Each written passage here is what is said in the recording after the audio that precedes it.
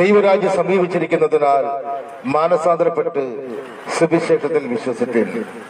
കാലം അതിന്റെ അന്ത്യത്തിലേക്ക് എത്തിക്കൊണ്ടിരിക്കുന്നു.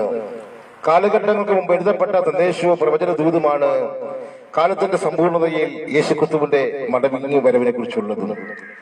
അതിന്റെ കാലഘട്ടമായിരിക്കുന്നത് കൊണ്ട് എല്ലാവരും സുവിശേഷം അറിയണമെന്നുള്ള ദൈവികമായ പദ്ധതിയുടെ അടിസ്ഥാനത്തിൽ മാത്രമാണ് ഇതുപോലെ പരസ്യമായ ശുശ്രൂഷകൾ നിങ്ങൾ പിന്നെയും കേൾക്കുവാൻ കാരണമാക്കിയിരിക്കുന്നത്. എന്റെ പേര് അജികുമാർ എന്നാണ്. ഒരു ഹിന്ദു കുടുംബത്തിൽ ജനിക്കുകയും അതുകൊണ്ട് തന്നെ സുവിശേഷം അധികമായി നിന്ദിക്കുകയും കളിയാക്കുകയും ചെയ്ത ഒരാളായിരുന്നു.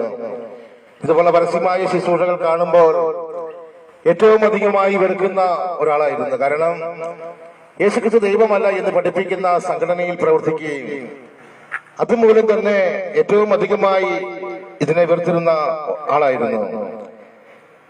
എന്നാൽ എന്റെ ജീവിതത്തിൽ രോഗം കടന്നു വരികയും കോട്ടയം മെഡിക്കൽ കോളേജ് ഹോസ്പിറ്റലിൽ പരിശോധിച്ചപ്പോൾ അത് എയ്ഡ്സ് എന്ന മാരകമായ രോഗമാണ് എന്നും ഈ രോഗത്തിൽ ലോകത്ത് വരുന്നില്ല എന്നുള്ള ഡോക്ടേഴ്സിന്റെ വാക്കുകൾ